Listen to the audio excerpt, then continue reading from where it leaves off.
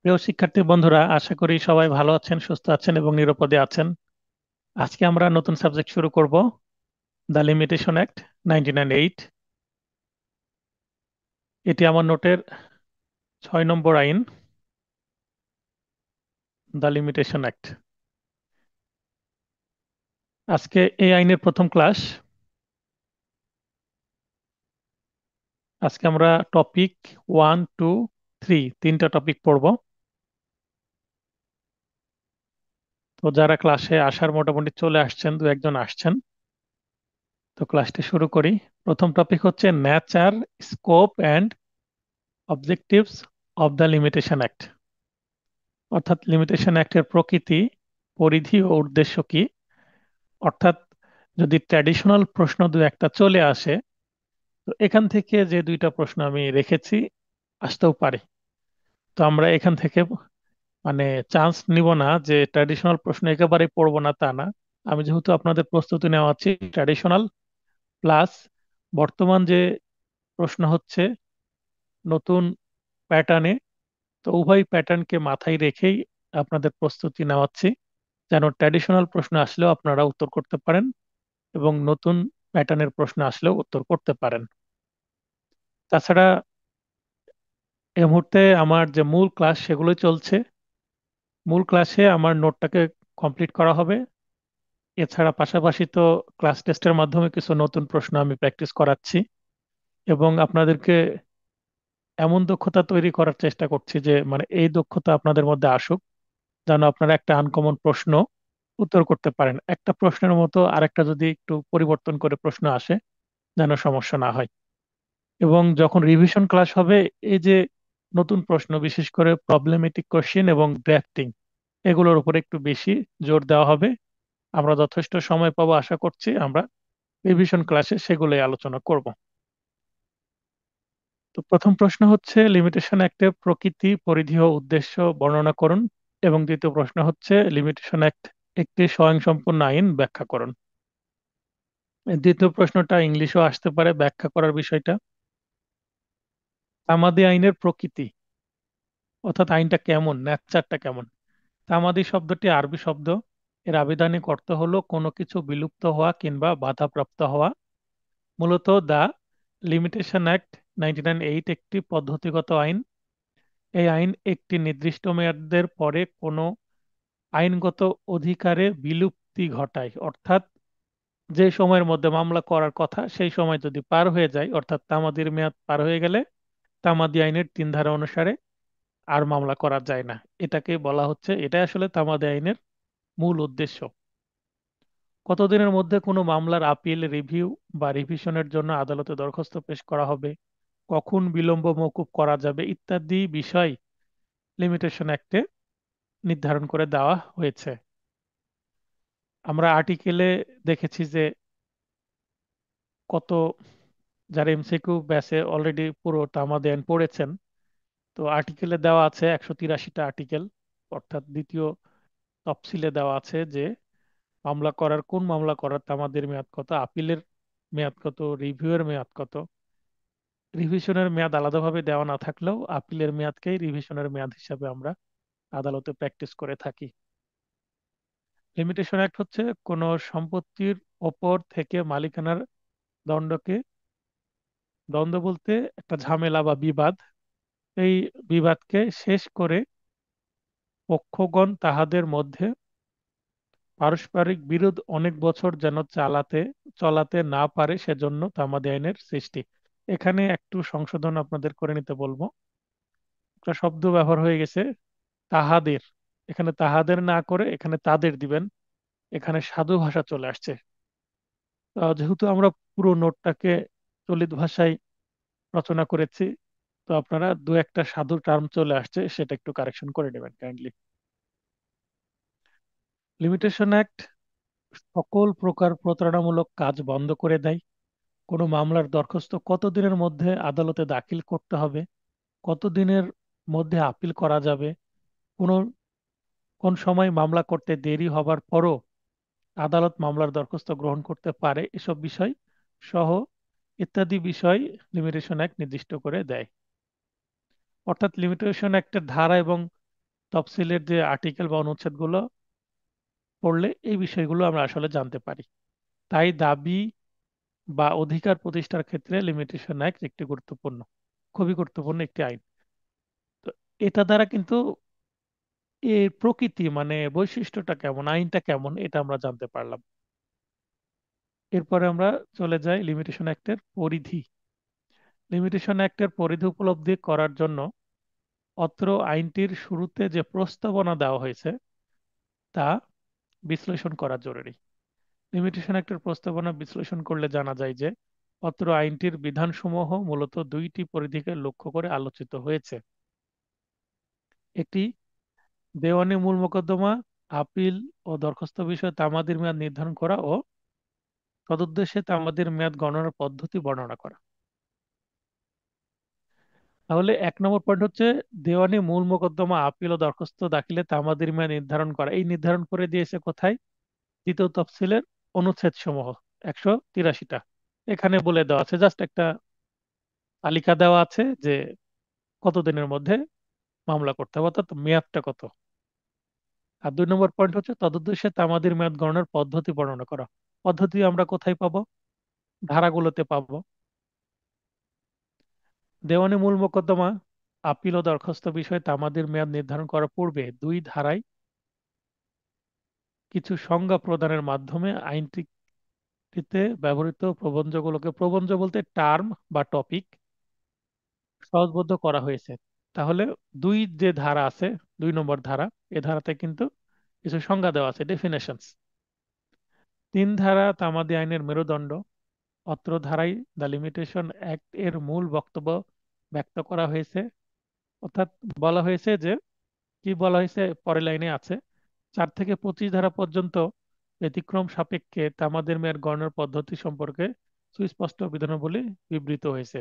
কোন ধারায়? এই 3 ধারায়। 26 থেকে 28 ধারায় স্থাবর সম্পত্তি ব্যবহারজনিত অধিকার ও বিরুদ্ধ দখল বিষয়ে আলোকপাত করা হয়েছে। তাহলে ইজমেন্ট এবং অ্যাডভার্স পজিশন, এগুলো আমরা পাই হচ্ছে 26, 27 এবং 28-এ। আরেকটি মাত্র ধারা থাকে, সেটা হচ্ছে 29। 29 ধারায় অত্র আইনের প্রযোজ্যতার পরিধি উল্লেখ করা হয়েছে, অর্থাৎ এই আইনটি কোন ক্ষেত্রে প্রযোজ্য, কোন ক্ষেত্রে প্রযোজ্য নয়। অত্র ধারা মতে বিশেষ আইনসমূহ যেখানে তামাদি বিষয়ে স্পষ্ট বিধান রয়েছে, অর্থাৎ যেমন নারী ও শিশু নির্যাতন দমন আইন, তারপরে যৌতুক নিরোধ আইন, তারপরে এনআই অ্যাক্ট যেটা মানে নেগোশিয়েবল ইনস্ট্রুমেন্ট অ্যাক্ট, তারপরে বিশেষ ক্ষমতা আইন যেটাকে স্পেশাল পাওয়ার অ্যাক্ট বলা হয়। তো এই ধরনের যেগুলো বিশেষ আইন আছে, জেনারেল ল না, সেগুলোর যে মামলা করার বিধান এবং আপিল কতদিনের মধ্যে করতে হবে, তদন্ত কতদিনের মধ্যে করতে হবে, সবকিছু ডিটেলস দেওয়া আছে কোথায়? ওই আইনে। যেমন নারী ও শিশুর নির্যাতন দমন যে আইন, এই আইনটা কিন্তু, এই আইনের মধ্যে 2 in 1, মানে দুই ধরনের বিধান আছে। 2 in 1 কেন বলছি? আমরা জানি পেনাল কোড হচ্ছে একটি সাবস্ট্যান্টিভ ল, অর্থাৎ মূল আইন, আর সিআরপিসি হচ্ছে পদ্ধতিগত আইন। তাহলে সিআরপিসি এবং পেনাল কোড দুইটার কম্বিনেশনে কিন্তু মামলা পরিচালিত হয়। তেমনি পেনাল কোডে অপরাধের সংজ্ঞা দেওয়া হয়েছে, কত সাজা সেটা বলা আছে। তেমনি পেনাল কোডের মতো করেই অপরাধের সংজ্ঞা দেওয়া হয়েছে এবং কি দেওয়া হয়েছে, সাজা দেওয়া হয়েছে কোথায়? নারী ও শিশু নির্যাতন দমন আইনে। আবার সিআরপিসিরও কিছু বিষয় সেখানে ইনক্লুড করা হয়েছে। সিআরপিসিতে যেমন বলা হয়েছে কিভাবে তদন্ত করা হবে, কোথায় ফাইলিং হবে মামলা, সাধারণ মামলায়। পেনাল কোডের মামলা কিভাবে ফাইলিং হবে, কিভাবে তদন্ত হবে, কিভাবে পরিচালনা করা হবে, কোন আদালতে বিচার হবে, সবকিছুই কিন্তু সিআরপিসিতে বলে দেওয়া আছে। আর নারী ও শিশু নির্যাতন দমন যে আইন আছে, এখানে কিন্তু পেনাল কোডের মতো যেমন অপরাধের সংজ্ঞাও দেওয়া আছে, আবার সাজাও দেওয়া আছে। তাহলে পেনাল কোডেরও কিছু অংশ তার মধ্যে চলে আসছে। অংশ বলতে পেনাল কোডের অনুরূপ আইন, তার মানে এটাকে আমরা সাবস্ট্যান্টিভ ল বলতে পারবো, কারণ পেনাল কোডের বৈশিষ্ট্য এর মধ্যে পাচ্ছি আমরা। এটি একটি বিশেষ আইন। আবার সিআরপিসিতে যে পদ্ধতি, সেটাও কিন্তু ওই নারী ও শিশু নির্যাতন দমন আইনে বলে দেওয়া আছে। এই কারণে আমি বলছি টু ইন ওয়ান, মানে এটা পদ্ধতিগত আইন প্লাস তত্ত্বগত আইন দুইটাই আছে। তো বিশেষ আইনগুলো এরকম, আর পেনাল কোড তো সাধারণ আইন। তো বিশেষ আইনের ক্ষেত্রে সেই আইনের মধ্যেই বলে দেওয়া থাকে তামাদির মেয়াদ কত। যদি দেওয়া না থাকে সেই ক্ষেত্রে হয়তো বা তামাদি আইন প্রযোজ্য হতে পারে বা হবে। আর যেখানে তামাদি আইনের বিধানটা ওই আইনের মধ্যেই দেওয়া আছে আলাদা করে, সেই ক্ষেত্রে তামাদি আইন ওই আইনের ক্ষেত্রে প্রযোজ্য নয়। এটাই 29 ধারার বক্তব্য। তো সেখানে দ্য লিমিটেশন অ্যাক্টের বিধানসমূহ প্রযোজ্য হবে না, যেটা আমি একটু পূর্বেই আপনাদেরকে ব্যাখ্যা করছিলাম। তাহলে দেখেন এখানে 2 ধারা, 3 ধারা, তারপর 4 থেকে 25 ধারা, 26, 27, 29, প্রতিটা ধারাতেই কি আছে সবকিছু কিন্তু এই প্যারার মধ্যে বলে দিয়েছি। যেটা দ্বারা আমি কি বুঝালাম, এই আইনের পরিধিটা কেমন, অর্থাৎ এই আইনটা কতটা ব্যাপক। একটা বৃত্তের পরিধি, যেমন একটা বৃত্তের পরিধি যদি ব্যাসার্ধ বড় হয় তাহলে বৃত্তের পরিধি অনেক বড় হয়ে যাবে, যেটাকে রেডিয়াস বলা হয়। তেমন এই আইনের অনেক ব্যাপকতা কতটুকু, পরিধি কতটুকু, মানে এটা কত বড় বা কত ছোট, এর মধ্যে আসলে কি আছে, কন্টেন্টটা কি, কোন কোন ক্ষেত্রে প্রযোজ্য, কোন কোন ক্ষেত্রে প্রযোজ্য নয়, সেটাকে আসলে পরিধি বলা হচ্ছে। এছাড়াও সকলের সুবিধার্থে অত্র আইনের প্রথম তফসিলে দেওয়ানি মূল মোকদ্দমা রিভিউ আর দেওয়ানি ও ফৌজদারি আপিল এবং বিভিন্ন দরখাস্ত বিষয়ে তামাদির মেয়াদ নির্ধারণ করে দেওয়া হয়েছে। তাহলে দেখেন এখানে দেওয়ানি মূল মোকদ্দমা অর্থাৎ শুট ও রিভিউ, দেওয়ানি ও ফৌজদারি আপিল, তার মানে এখানে ফৌজদারি মূল মোকদ্দমার বিষয় কিন্তু নাই তামাদি আইনে। মূল মোকদ্দমা শুধু দেওয়ানি আছে, আর রিভিউ শুধু দেওয়ানির। আর ফৌজদারি মামলা তো রিভিউ হয় না। তাহলে ফৌজদারি মামলা শুধু আপিল হবে এবং কিছু দরখাস্ত হবে। তাই এখানে আমি আলাদা করে বলেই দিয়েছি দেওয়ানি মূল মোকদ্দমা ও রিভিউ, অর্থাৎ দেওয়ানির ক্ষেত্রে মূল মোকদ্দমা রিভিউ এবং দেওয়ানির ক্ষেত্রে আপিল প্লাস দরখাস্ত, মানে দেওয়ানির 4টা বিষয় তামাদি আইনে আছে: মূল মোকদ্দমা, 2 নম্বর হচ্ছে রিভিউ, 3 নম্বর হচ্ছে আপিল, 4 নম্বর হচ্ছে পিটিশন বা দরখাস্ত। 4 প্রকার বিষয় দেওয়ানির আছে তামাদি আইনে। আর ফৌজদারির শুধুমাত্র 2টা বিষয় আছে, 1 নম্বর হচ্ছে আপিল এবং 2 নম্বর হচ্ছে পিটিশন বা দরখাস্ত। রিভিউ নেই এবং মূল মোকদ্দমা নেই ফৌজদারি। লিমিটেশন অ্যাক্টে রিভিশন দায়েরের আলাদাভাবে মেয়াদ না থাকলেও সাধারণত বা সাধারণ আপিল দায়েরের মেয়াদকে রিভিশন দায়েরের মেয়াদ ধরে আদালত সমূহে প্র্যাকটিস চলমান আছে। এখানে একটি শব্দে আপনারা যদি, এখানে সাধারণ লেখা আছে, তো এখানে সাধারণের পর একটা ত দিয়ে দিবেন, সাধারণত, তাহলে বাক্যটা একেবারে পারফেক্ট হয়। এরপর আমরা পড়ব হচ্ছে এই তামাদি আইনটা কেন তৈরি করা হলো, এই আইনের প্রয়োজনীয়তা বা উদ্দেশ্য। এখানে আপনারা ব্র্যাকেটে বা এখানে স্ল্যাশ চিহ্ন দিয়ে অথবা দিয়ে প্রয়োজনীয়তাও লিখতে পারেন। মানে এই আইনের প্রয়োজনীয়তা বা নেসেসিটি, নেসেসিটি আর অবজেক্টিভ একই জিনিস। অবজেক্টিভ মানেই উদ্দেশ্য। তামাদি আইন বা লিমিটেশন অ্যাক্ট, এটা কিন্তু 1908 সালের 9 নং আইন। উল্লেখ করলেও হলো, না করলেও সমস্যা নেই। এই আইনটি 7 আগস্ট 1908 সালে প্রণীত হয়। এটি দেওয়ানি মামলার মেয়াদ সম্পর্কিত আইন একীভূত ও সংশোধন করণার্থে এবং অন্যান্য উদ্দেশ্যে প্রণীত একটি আইন। এরপরে আমরা চলে যাব একটি, justice delayed is justice denied, এটি একটি নীতি। এই নীতির উপর তামাদি আইন প্রতিষ্ঠিত। অর্থাৎ যেখানে বিচার বিলম্বিত হয় সেখানে ন্যায় বিচার ব্যাহত হয়।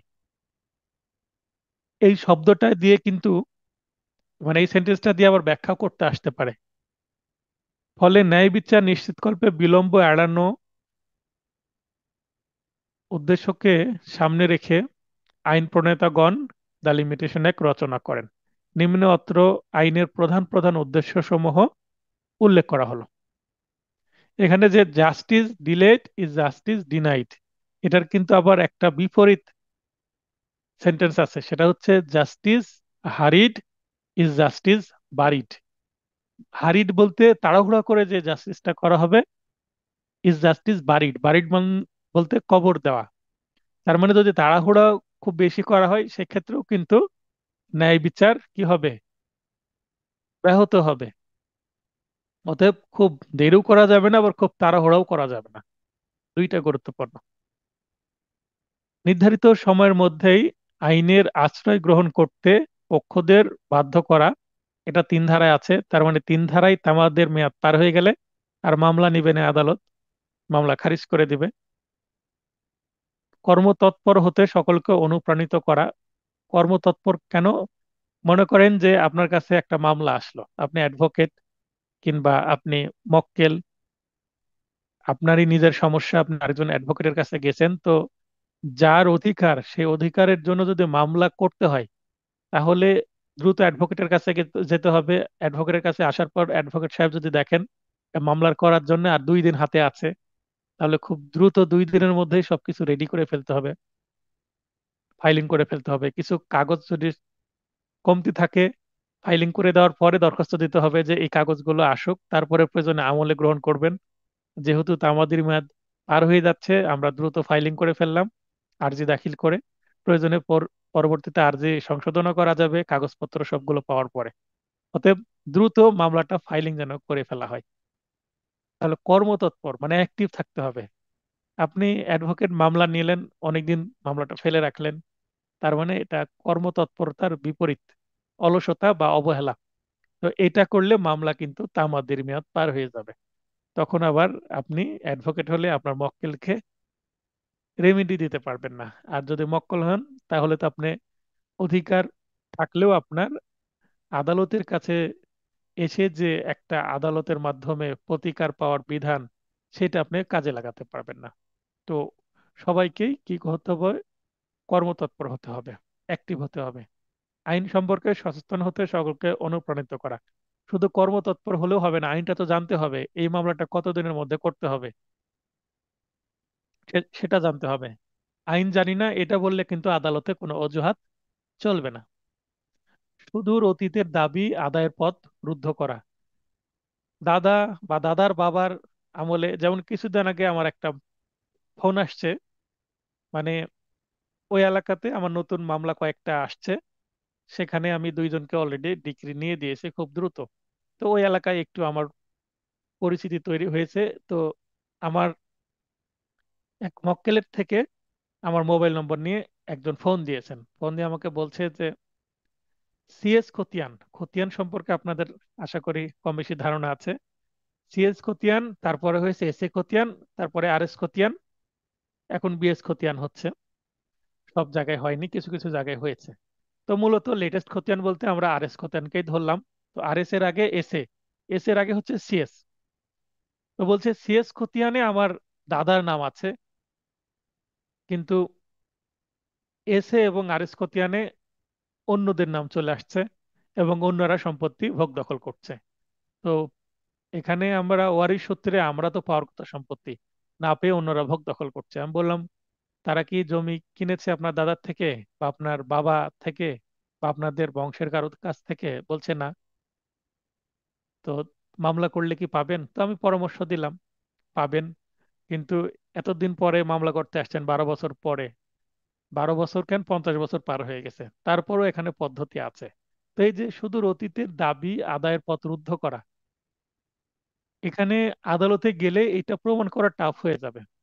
তবে হ্যাঁ, মামলা প্রথমে কি করতে হবে? এসআর অ্যাক্টের 42 ধারায় ঘোষণামূলক মামলা করতে হবে, সত্যের ঘোষণা যে এই এই সম্পত্তির মালিক তারা। এবং এই ঘোষণামূলক মোকদ্দমায় যদি ডিক্রি পাওয়া যায়, অপরপক্ষ কি বলবে? মানে কোনো তো ব্যাখ্যা দিতে পারবে না সিএস থেকে এসি তে তাদের নাম কিভাবে আসলো। তারা যদি বলে যে ক্রয় করেছি, তাহলে তো ক্রয়ের দলিল দেখাতে হবে তাদের। শুধুমাত্র ওয়ারিশ সূত্রে আহ, শুধু রেকর্ড বা খতিয়ান দেখাতে হয়, তাছাড়া আর কি দেখাতে হয়? ওয়ারিশন সনদ দেখাতে হয়। অথবা যদি নিজেদের মধ্যে বাটোয়ারা হয়, বাটোয়ারা দলিল দেখাতে পারে। এটা মানে মৌখিক বাটোয়ারা তো আর ডকুমেন্ট তৈরি হলো না।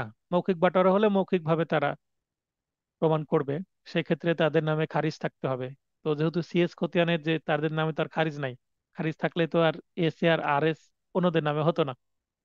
তার মানে ধরে নিলাম খারিজও নাই, এবং আমি জিজ্ঞাসা করেছি খারিজও অ্যাকচুয়ালি নাই।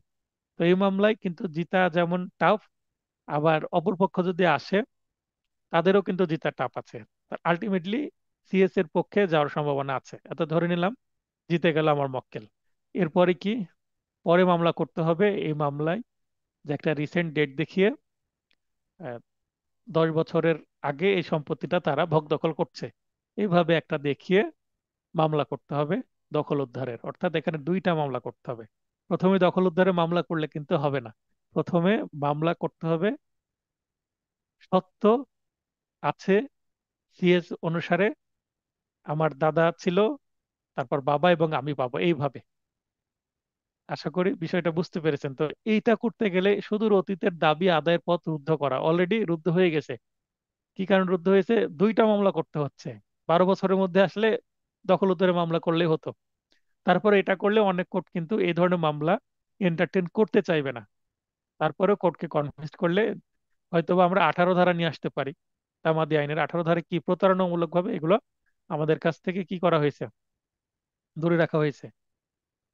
বা বলতে পারে যে আমরা বুঝতে পারিনি বিষয়গুলো, আমাদের কাছ থেকে এগুলো আলাদা করে রাখা হয়েছে। বা আমাদের এই অ্যাডভোকেট কি অজুহাত দিবে যে মক্কেল সবাই অশিক্ষিত, তারা বিষয়গুলো বুঝতে পারেনি। তো এগুলো চ্যালেঞ্জ আছে মানে মামলা জিতা, তবে জিতা যাবে না তা না, সমস্যা আছে এই আর কি। তো এটা হচ্ছে 4 নম্বর, সুদূর অতীতের দাবি আদায়ের পথ রুদ্ধ করা। রুদ্ধ করে দিয়েছে অলরেডি কিছুটা। তারপরে হচ্ছে সুদূর অতীতের কোনো বিরোধ টিকিয়ে রাখার পথে প্রতিবন্ধকতা সৃষ্টি করা। যেমন দাদারা আমলের সম্পত্তি এখন নেওয়ার চেষ্টা করছে, হয়তোবা মক্কেল আমার কাছে আসবে। তো এই প্রতিবন্ধকতা তো সৃষ্টি হচ্ছে, আমি তো ডিরেক্ট দখল উদ্ধারে মামলা করতে পারছি না, আমাকে ডাবল মামলা করতে হচ্ছে, এবং মামলাগুলো চলবে, দেরি হবে। তারাও দেখানোর চেষ্টা করবে এতদিন ধরে আমরা দখল করে আছি, বা তারা উল্টো মামলা করতে পারে আমরা দখল করে অ্যাডভার্স পজিশন পেয়ে গেছি, এটসেট্রা এটসেট্রা। তো এখানে কোন উকিল কিভাবে কোর্টকে কনভিন্স করছে এটা ডিপেন্ড করছে। তারপরে আবার আপিল আছে, আপিলের পরে রিভিশন থাকতে পারে। তো প্রতিবন্ধকতা বা বাধা তো চলে আসছে। দীর্ঘকাল ধরে মামলায় জড়িয়ে পড়ার আশঙ্কা রোধ করা, তো দীর্ঘকালে যে এতদিন পরে মামলা করতে আসছে, তো জড়িয়ে পড়ার পথ রোধ হয়ে যাচ্ছে। যদি এতদিন পরে না আসতো তাহলে তো মানে তারাও বুঝতে পারছে এই মামলায় আমাদের জিতা সমস্যা আছে, বা খরচ অনেক হবে, বা দীর্ঘদিন মামলা চলতে পারে, বা হেরে যাওয়ার সম্ভাবনা আছে। তাদের মধ্যে কি আছে? একটা দ্বিধা আছে, তাই দ্রুত আসছে না, হয়তোবা আরো দু একজন উকিলের কাছে পরামর্শ করবে, তারপরে মেবি আসবে। আইনগতভাবে অক্ষম ব্যক্তিদের সহায়তা করা। অক্ষম ব্যক্তিদের সহায়তা কত কত ধারায় আছে? 6, 7, 8 এবং 9 ধারায়। লিগেলি ডিজেবল যারা আছে, 3 প্রকারের ব্যক্তি আমরা জানি। প্রতারণার মাধ্যমে সত্য আদায়ে প্রতিবন্ধকতা সৃষ্টি করা, 18 ধারায় যেটা আছে। বিবাদ স্থায়ীভাবে মীমাংসা করা, অর্থাৎ যদি 3 ধারে বলে দেয় যে আর মামলা করার সুযোগ নেই, এইটা তামাদি মেয়াদ পার হয়ে গেছে, 18 ধারা বা 12 ধারা বা 14 ধারা কোনো ধারায় সুবিধা নেওয়া যাচ্ছে না, সেই ক্ষেত্রে স্থায়ীভাবে বিবাদ মীমাংসা হয়ে গেছে, মানে এটা সময়ই সমাধান করে দিয়েছে, আদালতে আর আসার সুযোগ নাই। এবং এই সময়ের সাথে তামাদি আইন বিষয়টাকে সেটেল করে দিয়েছে অটোমেটিক। সর্বোপরি সমাজে শান্তি প্রতিষ্ঠা করাই তামাদি আইনের প্রধান উদ্দেশ্য, যেটা 26, 27 এবং 28 ধারায়। অর্থাৎ ইজমেন্ট কেউ যদি পেয়ে যায়, একটা রাস্তা মানুষ অনেকদিন ধরে দখল করে আছে, চলাচল করছে, সেই রাস্তাটা যদি কারো ব্যক্তি সম্পত্তি হয়, সেই সম্পত্তি সে যদি এই রাস্তার উপরে বাড়ি তুলতে চায় বা কোনো অবকাঠামো তৈরি করতে চায়, তাহলে হয়তোবা একটা গ্রামের হয় 10,000, 20,000 মানুষ ক্ষতিগ্রস্ত হবে। বা কম হোক 2-3 হাজার মানুষও হলো তো কম না।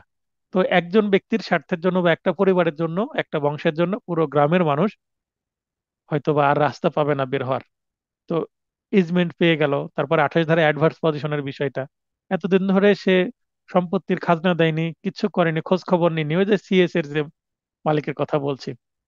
আর যারা এসএ তে এবং আরএস এ যাদের নাম আসছে তারা নিশ্চয়ই খারিজ করেছে, খাজনা দিচ্ছে নিয়মিত, সরকারের তো রেভিনিউ জেনারেট হচ্ছে। তো এই যে 28 ধারা অ্যাডভার্স পজিশনের আইনটা তৈরি করেছে ব্রিটিশ কেন? আগে জমির মূল্য কম ছিল, তারপরে ব্রিটিশরা যখন দেখছে যে খাজনা দিচ্ছে না মানুষ, কিন্তু শুধু শুধু জমি দখল করে আছে, তখন তারা দেখলো যে এইভাবে উৎসাহিত করে আইনটা যে 12 বছরের বেশি কেউ যদি জোর করে দখল করে থাকে এবং খাজনা দেয়, প্রমাণ করতে পারে সে যে এটা সে জোর করে দখল করেছে এবং খাজনা দিচ্ছে, তাহলে সম্পত্তিটা তার হয়ে যাবে। এই আইনটা আসার পরে অনেকেই কি, কেউ জোর করে চাষাবাদ করছে বা বাড়ি করে আছে বা কোনো পুকুর চাষাবাদ করছে, তাকে আর বাধা দেয়নি মূল মালিক, যার কাগজ কলমে বা পৈতৃক সূত্রে যে সম্পত্তি পাবে। কারণ সম্পত্তি তখন দাম নেই, আবার সম্পত্তি ভোগ দখল করলে আবার খাজনাও দিতে হবে, এই কারণে খাজনা দেওয়ার ভয়ে হয়তোবা সম্পত্তি ছেড়ে দিয়েছে অনেকেই। আর এই সুযোগটা নিয়েছে যারা চাষাবাদ করেছে এবং ওই সময় ইস্ট ইন্ডিয়া কোম্পানিকে খাজনা দিয়েছে, মূলত জমিদারকে খাজনা দিয়েছে, জমিদারের মাধ্যমে কালেকশন হয়েছে। তো এটা উদ্দেশ্য ছিল যেন জমি না পড়ে থাকে, পতিত হয়ে না যায়, চাষাবাদ হয় এবং খাজনা যেন কালেকশন হয়। এই কারণে মেবি এই 28 ধারা তৈরি করা হয়েছে তামাদি আইনের। এটা আমার, যতটুকু আমি গবেষণা করেছি এটাই আমি বুঝেছি। আচ্ছা, এরপরে আমরা পরের প্রশ্ন পড়ব, এই আইনটি স্বয়ংসম্পূর্ণ কিনা। লিমিটেশন অ্যাক্ট একটি স্বয়ংসম্পূর্ণ আইন। দ্য লিমিটেশন অ্যাক্ট এর সুস্পষ্ট বিধান হলো, এই আইনে নির্ধারিত সময় সীমার মধ্যে কোনো মামলা, আপিল কিংবা দরখাস্ত আদালতে দাখিল না করলে পরবর্তীতে আদালত তা গ্রহণ করবে না, মানে মামলা গ্রহণ করবে না। দ্য লিমিটেশন অ্যাক্ট এর 3 ধারা হতে 25 ধারা পর্যন্ত বর্ণিত বিধান মোতাবেক যে কোনো ধরনের মামলা, আপিল কিংবা দরখাস্ত দাখিলের ক্ষেত্রে মেয়াদ সম্পর্কে সাধারণ নিয়মাবলী ব্যতিক্রম সহ উল্লেখ করা হয়েছে। ব্যতিক্রম বলতে, যেমন 18 ধারা একটি ব্যতিক্রম, যদি প্রতারণা থাকে তাহলে মেয়াদটার কাজে লাগবে না, যেদিন জানতে পারলো সেদিন থেকে শুরু হবে। এই আইনের মধ্যে 5 ধারায় তামাদির রেয়াত, রেয়াত বলতে মওকুফ বা বিলম্ব মওকুফের ব্যবস্থা করা হয়েছে।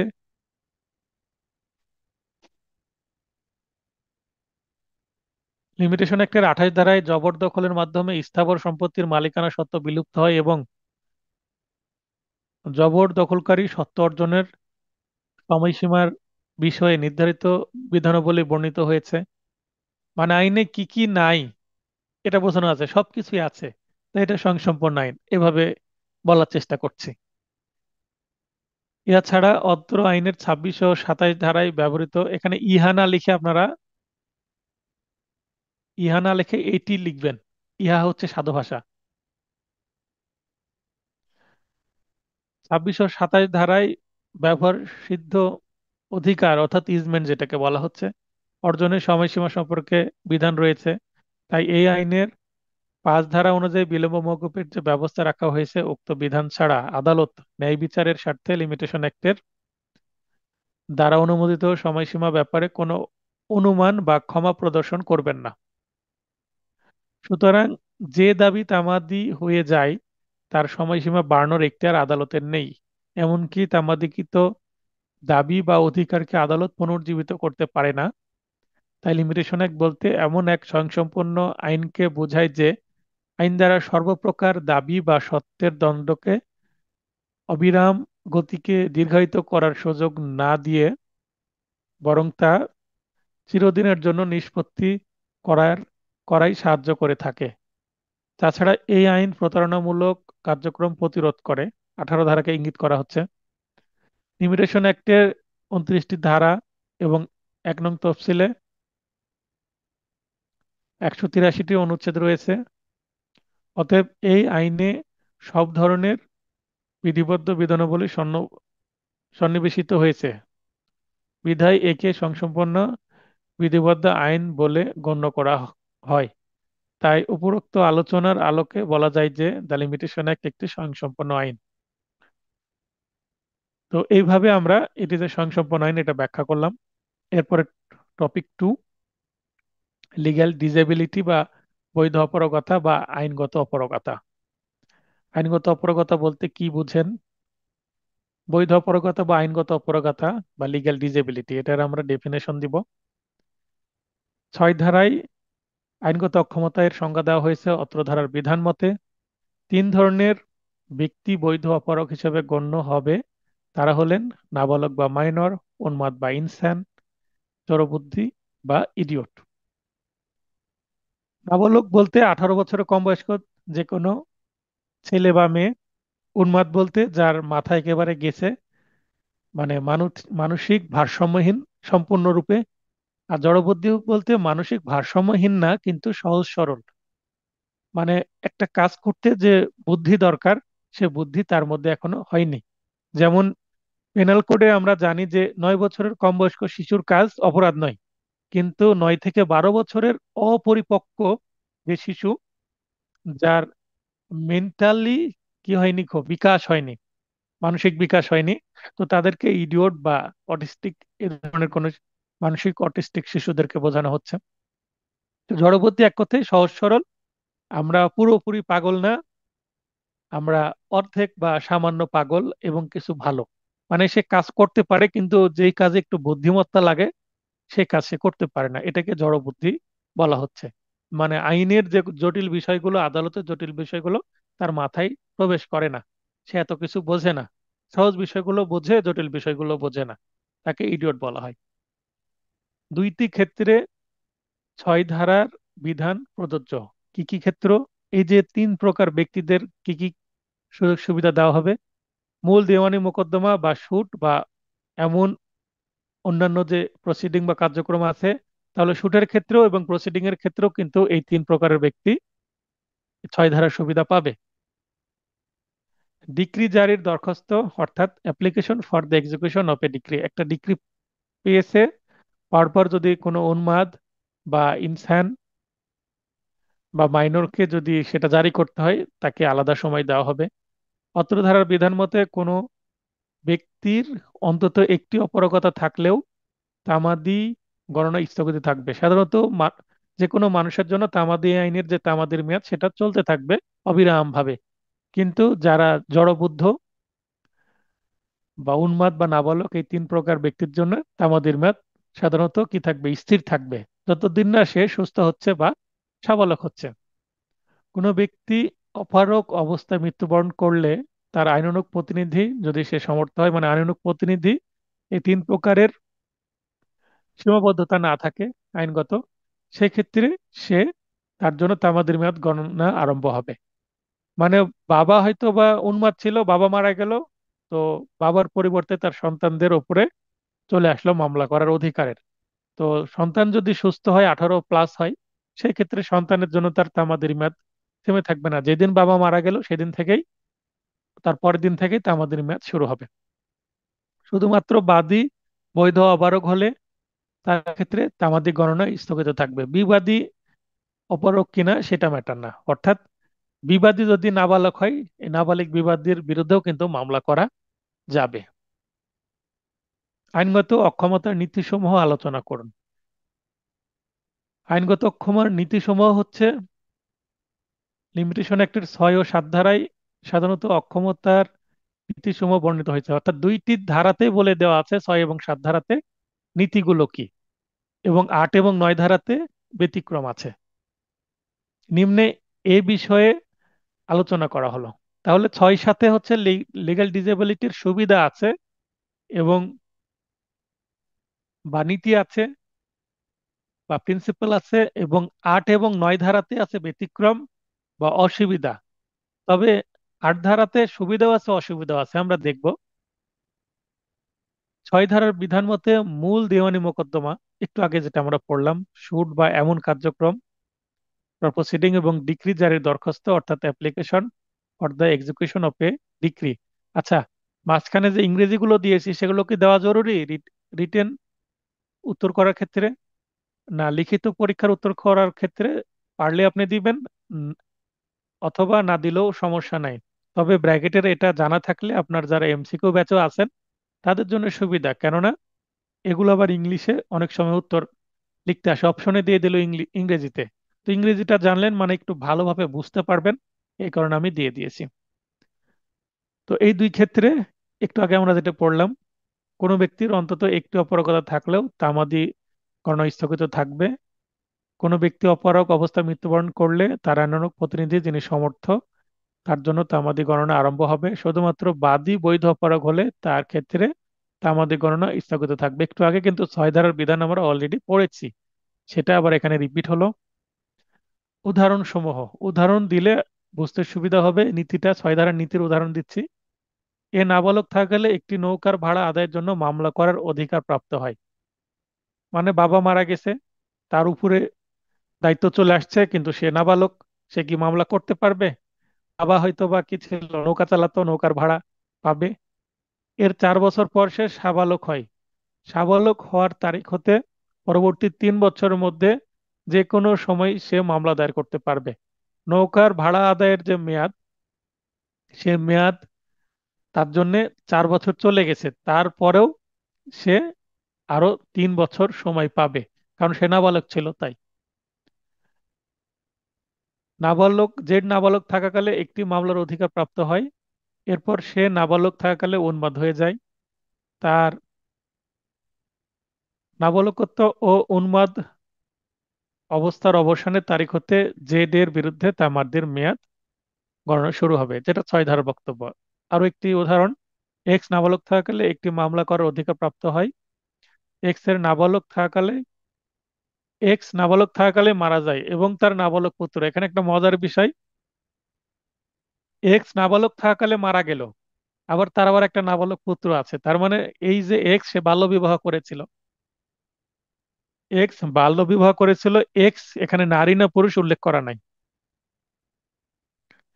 তো এখানে এক্স নারী হতে পারে, পুরুষও হতে পারে, যিনি অবশ্যই নাবালক, নাবালক অবস্থায় তার বিয়ে হয়েছে এবং তার আবার একটা পুত্র সন্তানও আছে, যে হচ্ছে ওয়াই, ওয়াইও নাবালক, উত্তরাধিকারী হয়।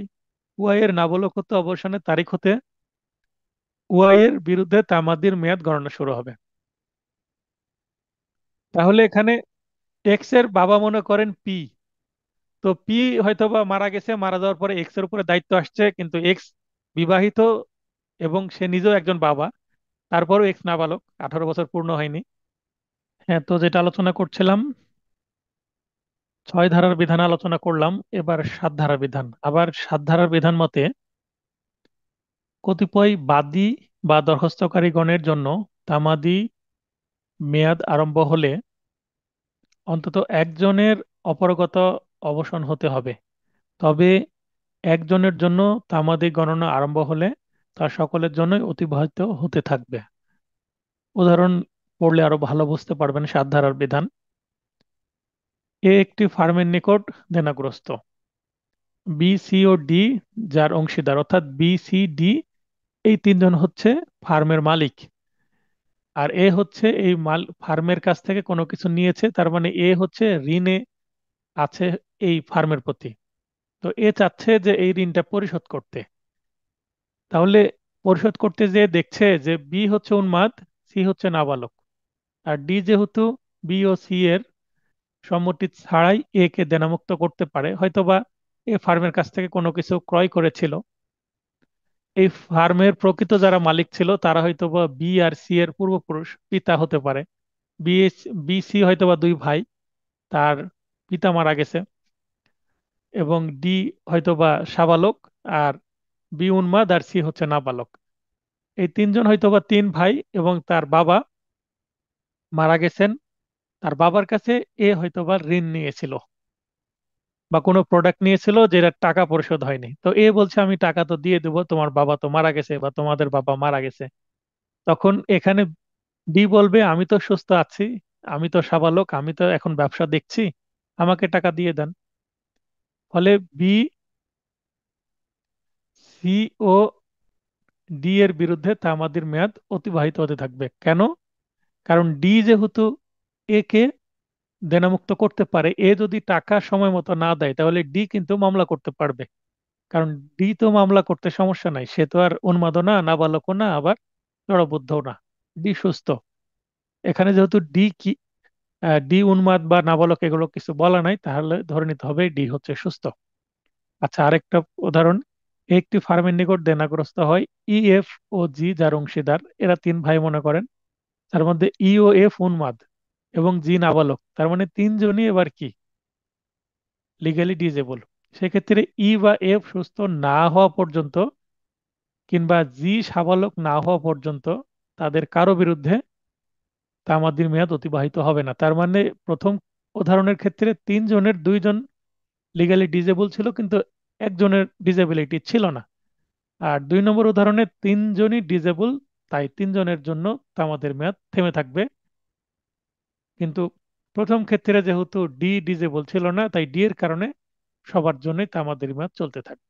আশা করি সাত ধারার বিষয়টা মানে একাধিক ব্যক্তি যদি ডিজেবল হয় কোনো মামলার ক্ষেত্রে, সেই ক্ষেত্রে কি হবে। আচ্ছা, আইনগত অক্ষমতার নীতির ব্যতিক্রম বা সীমাবদ্ধতা আলোচনা করুন, যেটা আমরা পাবো হচ্ছে 8 ধারায়। আইনগত অক্ষমতার নীতি বা সীমাবদ্ধতা, নীতির ব্যতিক্রম বা সীমাবদ্ধতা হচ্ছে 8 ধারায় আইনগত অক্ষমতার নীতির ব্যতিক্রম বর্ণিত হয়েছে, নিম্নে এই বিষয়ে আলোচনা করা হলো। 8 ধারা এসে বলছে, 8 ধারা বিধান মতে 6 ও 7 ধারায় বর্ণিত আইনগত অক্ষম ব্যক্তিদের জন্য তামাদের মেয়াদ স্থগিত সংক্রান্ত নীতিসমূহ অগ্রকয়ের বা প্রিয়াম্পশন মোকদ্দমার ক্ষেত্রে প্রযোজ্য নয়। তাহলে প্রিয়াম্পশন একটা মামলা, এই মামলার ক্ষেত্রে কিন্তু প্রযোজ্য নয়। অর্থাৎ অগ্রকয়ের মোকদ্দমার ক্ষেত্রে কোনো আইনগত অক্ষমতার জন্য মোকদ্দমা দায়েরে তামাদের মেয়াদ স্থগিত থাকবে না। আবার অন্যান্য মোকদ্দমার ক্ষেত্রে আইনগত অক্ষমতার অবসানের পর মোকদ্দমা দায়েরের জন্য অতিরিক্ত সর্বোচ্চ 3 বছর সময় পাওয়া যাবে। এই যে ম্যাক্সিমাম 3 ইয়ার্স, এটা একটা সীমাবদ্ধতা। তার মানে একজন নাবালক বা জড়বুদ্ধ ব্যক্তি সুস্থ হয়ে বা সাবালক হওয়ার পরেই দেখলো যে তার জন্য আর মাত্র 3 বছর সময় আছে, তার বেশি আর সময় নেই। সে যদি, তার মানে এটা একটা সীমাবদ্ধতার মধ্যে পড়ছে, তার টাইমটাকে লিমিটেড করা আছে 3 বছর ম্যাক্সিমাম, এটা আনলিমিটেড করা নাই। উদাহরণসমূহ, এ নাবালক থাকাকালে একটি মিরাস আদায়ের জন্য মামলা করার অধিকার প্রাপ্ত হয়, এর 11 বছর পর সে সাবালক হয়। মিরাস আদায়ের জন্য সাধারণ আইন কি, সাধারণত আইন অনুসারে তার মামলা দায়ের করার জন্য মাত্র 1 বছর সময় অবশিষ্ট আছে। কেননা মিরাস আদায়ের জন্য মামলা করার তামাদির মেয়াদ হচ্ছে 12 বছর। 11 বছর পার হয়ে গেছে। সাধারণ নিয়ম অনুসারে এ যদি সাবালক হতো তাহলে সে মাত্র আর 1 বছর সময় পেত। কিন্তু সে যেহেতু নাবালক, সে সাবালক হয়ে দেখছে যে তার মাত্র আর 1 বছর আছে সময়। কিন্তু ধারা 6 এবং 8-এর বিধান অনুসারে সে আরো 2 বছর অতিরিক্ত সময় পাবে। 6 ধারায় বলছে সে যেহেতু নাবালক, অতএব তার জন্য তামাদের মেয়াদ স্থগিত থাকবে পুরো 11 বছর। 8 ধারা বলছে হ্যাঁ মেনে নিলাম পুরো 11 বছর স্থগিত ছিল, কিন্তু তাকে সর্বোচ্চ 3 বছর সময় দেওয়া যাবে। এমনিতেই সে 1 বছর পাচ্ছে, আর 8 ধারা তাকে আরো 2 বছর পারমিট করছে। টোটাল 6 এবং 8 ধারার বিধান সবকিছু মিলে এবং বাস্তব এক 1 বছর আছে যেহেতু, অতিরিক্ত 2 বছর দিয়ে ওই ম্যাক্সিমাম 3 বছরই সময় সে পাবে। অর্থাৎ সাবালক হওয়ার তারিখ হতে পরবর্তী 3 বছরের মধ্যে যে কোনো সময় সে মামলা দায়ের করতে পারবে। আশা করি বিষয়টি বুঝতে পেরেছেন। পরে উদাহরণ, এ উন্মাদ থাকাকালে একটি বংশগত পদ লাভের জন্য মামলা করার অধিকার প্রাপ্ত হয়। তাহলে বংশগত পদ লাভের মামলা করার তামাদির মেয়াদ হচ্ছে 12 বছর। এটা উল্লেখ করা নাই কিন্তু উদাহরণে। আপনারা ইচ্ছা করলে উদাহরণের মধ্যে এই 12 বছর উল্লেখ করতে পারেন। এর 6 বছর পর সে সুস্থ হয়, তার মানে আর 6 বছর সময় আছে তার কাছে। সাধারণ আইন অনুসারে তার মামলা দায়ের করার জন্য 6 বছর অবশিষ্ট আছে। এখন এ যদি উন্মাদ না হতো, এমনি সাধারণ ব্যক্তি হতো, তাহলে সে টোটাল কয় বছর ভাবতে পারতো, 12 বছরই পেত। কিন্তু সে এই অসুস্থ অবস্থাতেই 6 বছর কাটিয়ে দিয়েছে। তারপরে সে সুস্থ হয়ে দেখছে আর মাত্র 6 বছর আছে। এখন 6 ধারা বলবে যে সে যে অসুস্থ ছিল এই কারণে তার তামাদের মেয়াদ কি থাকবে, স্থগিত থাকবে। 8 ধারা এসে বলবে যে ঠিক আছে স্থগিত থাকবে, কিন্তু ম্যাক্সিমাম যেহেতু 3 বছর সে অতিরিক্ত সময় পাবে, উন্মাদ হিসেবে সে যদি 6 ধারার সুবিধা নিতে চায়, তো 6 ধারার সুবিধা নিলে সে ঠিক আছে, ছয় ছয় সে 12 বছর দাবি করছে, কিন্তু 8 ধারা এসে কিন্তু এই 12 বছর দিবে না। বলবে অতিরিক্ত যেহেতু সর্বোচ্চ সে 3 বছর পায়, কিন্তু এমনিতেই তার কাছে 6 বছর আছে, অতএব সে অতিরিক্ত 3 বছর আর দরকার নাই। অর্থাৎ 8-এর বিধান অনুসারে সে আর অতিরিক্ত সময় পাবে না। কারণ 6 বছর হচ্ছে 3 বছরের অধিক, এমনিতেই 6 বছর আছে। তাহলে কি এই আর যে দাবি করবে আমি উন্মাদ ছিলাম, কারণ তার কাছে এমনিতেই যথেষ্ট সময় আছে, 6 বছর আছে। 8 বছরের কাছে গেলে সে 3 বছর পাবে, 8 বছরের কাছে তার যাওয়ারই দরকার নেই। এ জড়বুদ্ধ থাকাকালে একটি জমির দখল পুনরুদ্ধারের জন্য মামলা করার অধিকার প্রাপ্ত হয়। এর 3 বছর পর জড়বুদ্ধ থাকা অবস্থাতেই সে মারা যায়। সাধারণ আইন অনুসারে তার বৈধ প্রতিনিধির মামলা দায়ের করার 9 বছর সময় অবশিষ্ট আছে। তার মানে এখানেও কিন্তু জমি দখল পুনরুদ্ধারের জন্য মামলা করার তামাদের মেয়াদ 12 বছর। এটা আমরা জানি যে এসআর অ্যাক্টের 3 ধারা অনুসারে, এসআর অ্যাক্টের 8 ধারা অনুসারে মামলা করতে হবে, এবং তামাদি আইনের অনুচ্ছেদ 142-এ এই মেয়াদটা উল্লেখ আছে, 12 বছর। আচ্ছা, তো 3 বছর সে জড়বুদ্ধ থাকা অবস্থায় কাটিয়ে দিয়েছে, তাহলে আর তার 12 থেকে 3 বছর বাদ দিলে এমনিতেই 9 বছর আছে, তাই আর সে অতিরিক্ত সময় পাবে না। তো এই ছিল ব্যতিক্রম, যে 8 ধারায় এসে তাকে অতিরিক্ত সময় দিচ্ছে না। কোথাও সে সময় পাচ্ছে, কোথাও পাচ্ছে না। কখন সময় অতিরিক্ত পাবে? যখন এমনি জেনারেল যে সময়টা আছে স্বাভাবিক সময়, সেটা যদি 3 বছরের কম হয়, সেক্ষেত্রে 3 বছর পর্যন্ত ম্যাক্সিমাম সময় পাবে অতিরিক্ত যোগ করে। আর যদি 3 বছরের এমনিতেই বেশি হয়, তাহলে আর অতিরিক্ত সময় দেওয়াই হবে না, কারণ এমনিতেই এনাফ টাইম আছে এই কারণে। সময়ের অবিরাম চলন বলতে কি বুঝেন? 9 ধারাকে টার্গেট করে প্রশ্ন। সময়ের অবিরাম চলন, দ্য লিমিটেশন অ্যাক্টের 9 ধারায় সময়ের অবিরাম চলন বিষয়টি বর্ণিত হয়েছে। অত্র ধারার বিধান মতে সময়ের অবিরাম চলন বলতে বোঝায়, কি বোঝায়? একবার তামাদির মেয়াদ অতিবাহিত হতে শুরু করলে পরবর্তীতে কোনো অপারগতা তা স্থগিত করবে না। তবে পাওনাদারের সম্পত্তির ব্যবস্থাপনার দায়িত্ব দেনাদারের উপর অর্পিত হলে তা আদায়ের মোকদ্দমায় এই ধারা প্রযোজ্য নয়। এতটুকুই। 2 নম্বর বা 3 নম্বরের জন্য আসতে পারে। যদি 2 নম্বরের জন্য আসে বা টিকা আসে, এতটুকুই। একটা উদাহরণ দিয়ে দিবেন বানিয়ে, তাহলে হয়ে গেল। এরপরে আজকের সর্বশেষ topic, topic 3, computation of limitation, computation of period of limitation, অর্থাৎ তামাদির মেয়াদ গণনা। কম্পিউটেশন বলতে গণনা করা বা ক্যালকুলেশন করা। 2টি প্রশ্ন পড়ব। দ্য লিমিটেশন অ্যাক্ট এর 12 ধারার আলোকে তামাদি মওকুফের পরিধি আলোচনা করুন। তাহলে 12 ধারা আলোচনা করতে হবে। 12 ধারায় গণনার বিধান বলা আছে। লিমিটেশন অ্যাক্টের 12 ধারায় বলা আছে আইনানুগ কার্যক্রমে যে সময় বাদ দিতে হবে, অর্থাৎ গণনা করার সময় যেই সময়গুলো মাইনাস করতে হবে, সে সম্পর্কে আলোচনা করা হয়েছে।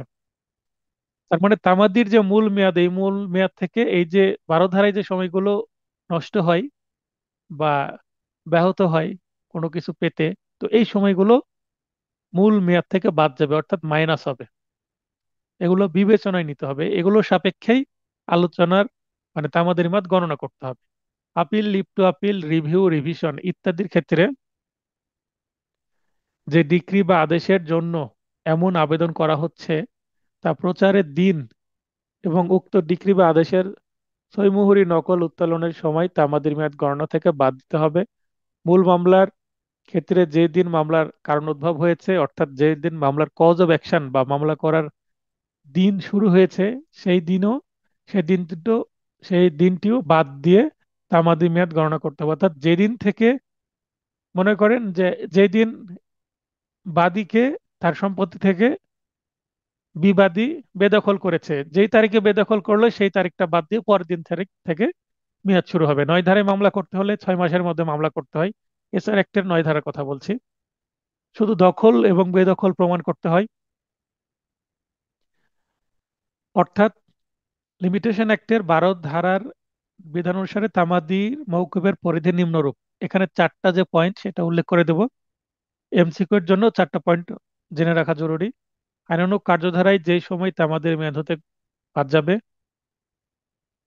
যেদিন হতে গণনা শুরু, অর্থাৎ কজ অফ অ্যাকশন যেদিন শুরু হলো, ও কার্যধারা নকল পেতে ব্যপ্ত সময় গণনা থেকে বাদ যাবে।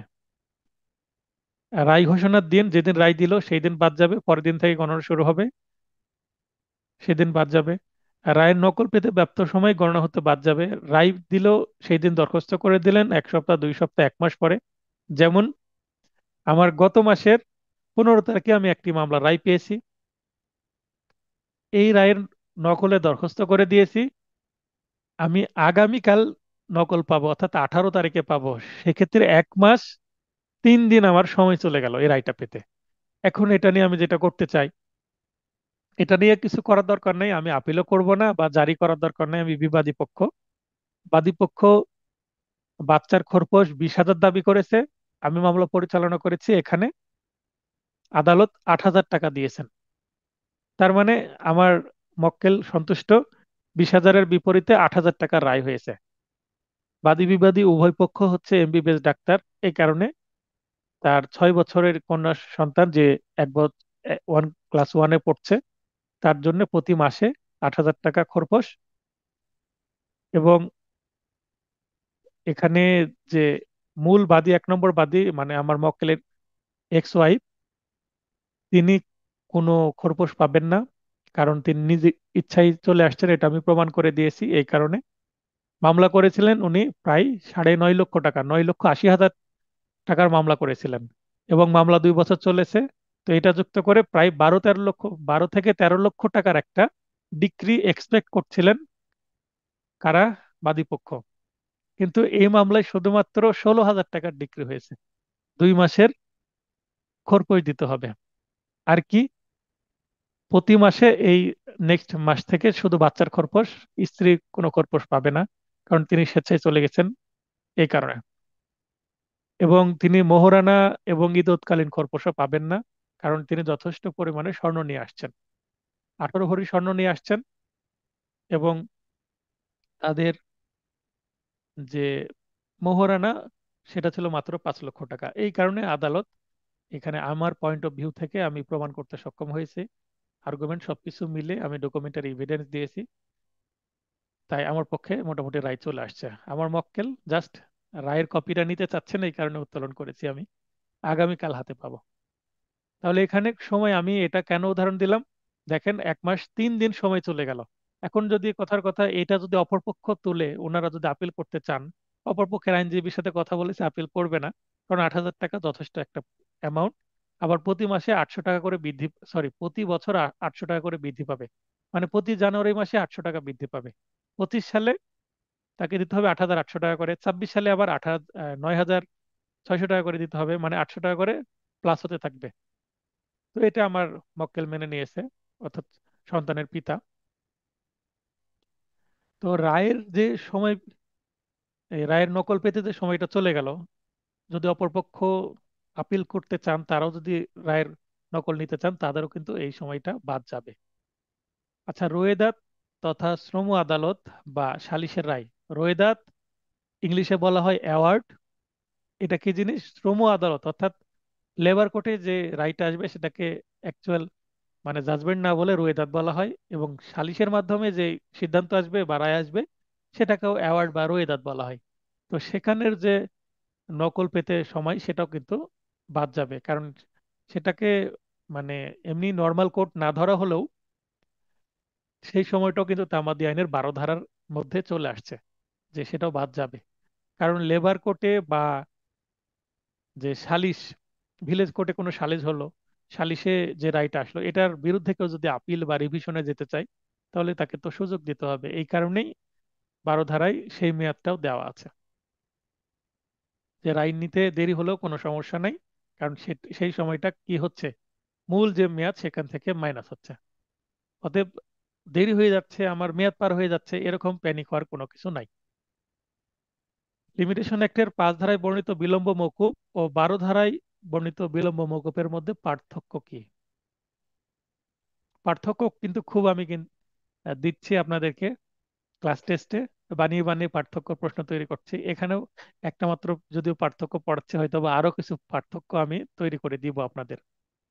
এবং যে বিগত 2টি পরীক্ষার আমি এখনো অ্যান্সারিং হিন্ট দিইনি, আমি হয়তো বা এই সপ্তাহে দিয়ে দেব, তাহলে বুঝতে পারবেন যে কি কারণে আপনাদের নম্বর এরকম আসলো।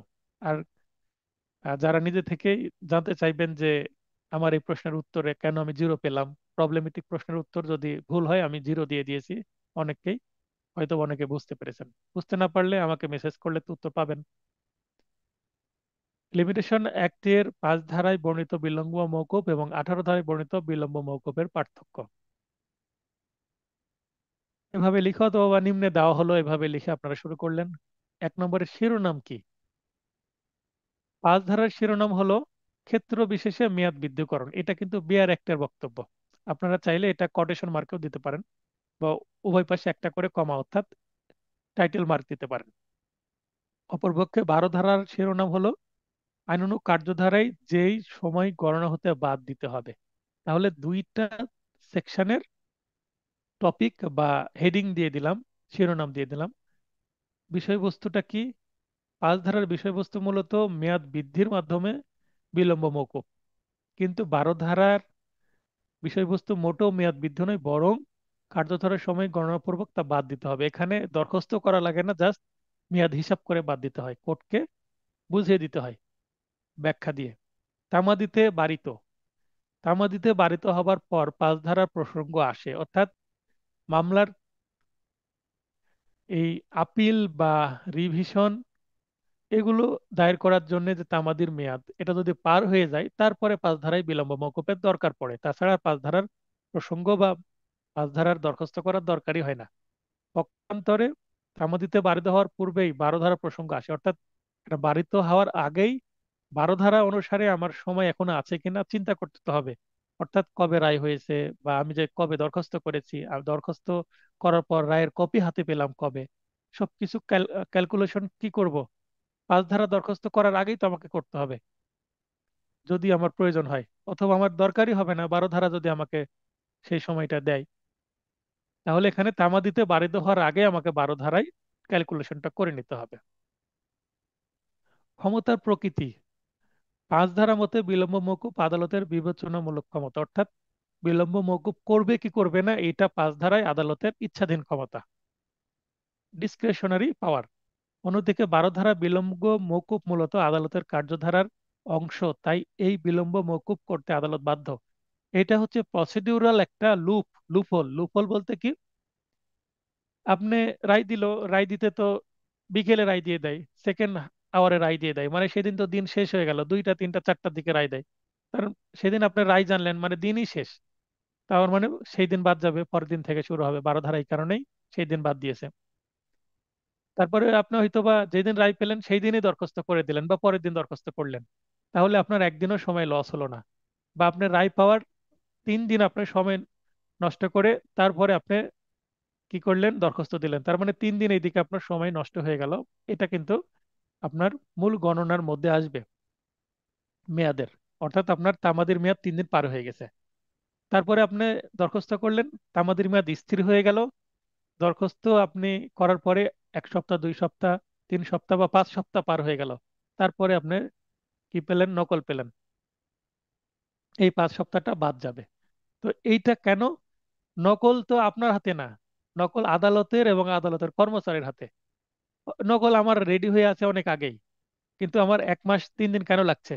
কারণ জজ সাহেব ছুটিতে আছেন, জজ সাহেব সই করেনি। আবার জজ সাহেব, অ্যাকচুয়ালি আমার দেরি হওয়ার কারণ জজ সাহেব কি হয়েছে, আমাদের রাজশাহী কোর্ট থেকে ঢাকায় উনি বদলি হয়ে গেছেন।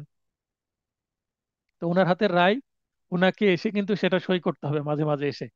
তো উনি এসে সই করেছেন ছুটি নিয়ে, তারপরে কিন্তু এই রায়টা আমি হাতে পাচ্ছি, এই কারণে দেরি হচ্ছে। আবার ডিক্রি লিখার একটা বিষয় আছে, সিভিল মামলা যেহেতু, পারিবারিক মামলা, তো ডিক্রি লিখতে একটু সময় নিয়েছে সেরেস্তাদার। তো এগুলো আদালতের কর্মচারী বা আদালতের যে প্রিজাইডিং অফিসার মানে বিচারক, তাদের ম্যাটার্স। তো এটার জন্য তো মক্কেল বা আইনজীবী ভুক্তভোগী হবে না, তাই এটা আদালত মওকুফ করতে বাধ্য। আশা করি বুঝতে পেরেছেন ব্যাখ্যাটা বা লজিকটা। বিলম্ব মওকুফের শর্ত, পাঁচ ধারা মতে বিলম্ব মওকুফের জন্য যথেষ্ট কারণ থাকতে হবে। যথেষ্ট কারণ না থাকলে কিন্তু আদালত অবহেলার কারণে বিলম্ব হয়ে গেলে সেটা মওকুফ করবেন না, যা প্রতিটি মোকদ্দমার প্রেক্ষাপটের উপর নির্ভর করে, মানে মোকদ্দমায় কি ঘটেছে সেটার উপর, মানে এটা ফ্যাকচুয়াল বিষয়, ঘটনাগত বিষয়। কিন্তু 12 ধারায় যথেষ্ট কারণ ধারণাটি অনুপস্থিত, মানে এখানে কারণের বিষয় না, জাস্ট হিসাব করতে হবে। মূল মোকদ্দমার ক্ষেত্রে প্রযোজ্যতা, পাঁচ ধারা মতে বিলম্ব মওকুফ মূল মোকদ্দমা দায়েরের ক্ষেত্রে প্রযোজ্য নয়। যতই বিলম্ব মওকুফের প্রার্থনা করেন পাঁচ ধারায়, মূল মামলায় সেটা আমলে নেওয়াই হবে না, মানে দরখাস্ত দেওয়ার সুযোগই নাই, দিলে ডিরেক্ট রিজেক্ট হয়ে যাবে। Appeal, leave to appeal, revision এবং অন্যান্য দরখাস্ত, 5টি ক্ষেত্রে পাঁচ ধারার দরখাস্ত করা যায়। পাঁচ ধারা দরখাস্ত করা যায় 5টি ক্ষেত্রে, যার মধ্যে মূল মোকদ্দমা বা শুটের ক্ষেত্রে প্রযোজ্য নয়। অপরদিকে 12 ধারার বিধান মূল মোকদ্দমা দায়েরের ক্ষেত্রেও প্রযোজ্য, মানে সকল ক্ষেত্রেই প্রযোজ্য। বিশেষ আইনের ক্ষেত্রে প্রযোজ্যতা, পাঁচ ধারা মতে বিলম্ব মওকুফ বিশেষ আইনের ক্ষেত্রে প্রযোজ্য করা হলে প্রযোজ্য, নচেত প্রযোজ্য নয়। বিশেষ যে আইন সে আইনে পাঁচ ধারা যদি বলে যে প্রযোজ্য, তো প্রযোজ্য, না হলে প্রযোজ্য নয়। যেমন পারিবারিক যে আইন, মানে পারিবারিক যে মামলাগুলো হয়, খোরপোশ, তারপরে মেনটেনেন্স বা খোরপোশ বা মোহরানা বা ডাওয়ার, যে একটু আগে আমি যে একটা উদাহরণ দিলাম মামলায় যে ডিগ্রি পেয়েছি সেটা। তো এখানে দেখেন, এটা একটা পারিবারিক মামলা। এই মামলায় যদি অপরপক্ষ বা আমি যদি 8,000 টাকা বেশি হয়েছে বলে একটা ডিগ্রির বিরুদ্ধে আমি কি করতে চাই, আপিল করতে চাই, সেই ক্ষেত্রে আমাকে জেলা জজে আপিল করতে হবে। আপিল করার জন্য যদি তামাদির মেয়াদ আমি পার করে ফেলি, তামাদির মেয়াদ সাধারণত 30 দিন এখানে, কারণ এই পারিবারিক আদালতে বলা আছে, এই আদালতের বিধানে বা আইনে বা অধ্যাদেশে বলা আছে। তো এই অধ্যাদেশ অনুসারে 30 দিনের মধ্যে মামলা করতে হবে। যদি মামলা করতে, আপিল করতে যদি ব্যর্থ হই বা হয়, তাহলে কি করতে হবে? অলরেডি কিন্তু 30 দিন পার হয়ে গেছে, 15 তারিখে 30 দিন পার হয়ে গেছে। তাহলে দেখেন যে এইটার 5 ধারায় কিন্তু দরখাস্ত করার সুযোগ নেই। এটা মেবি পারিবারিক আদালত যে অধ্যাদেশ, এটার 27 ধারা কি 17 ধারাতে এটা আছে। মানে অনেকদিন আপিল করিনি, এই কারণে এটা আমি ভুলে গেছি বা আমার প্রয়োজন হয়নি এই দরখাস্ত করতে। 27 বা 17 ধারার 3 উপধারাতে মেবি আছে, মানে ওই আইনেই দেওয়া আছে বিশেষ আইনের মধ্যে। এই কারণে 5 ধারায় দরখাস্ত করার সুযোগ নাই, সেই আইনেই করতে হবে। পক্ষান্তরে 12 ধারার বিধান সর্বদা বিশেষ আইনের ক্ষেত্রে প্রযোজ্য, অর্থাৎ 12 ধারার বিষয়টা এটা হচ্ছে ওভারঅল সব ক্ষেত্রে প্রযোজ্য। তার মানে এটা একটা জেনারেল ল হিসাবে ধরা হচ্ছে, যেটা বিশেষ আইনের ক্ষেত্রেও নকল নিলাম, নকল দিতে দেরি করলো, এটা 12 ধারায় আসবে।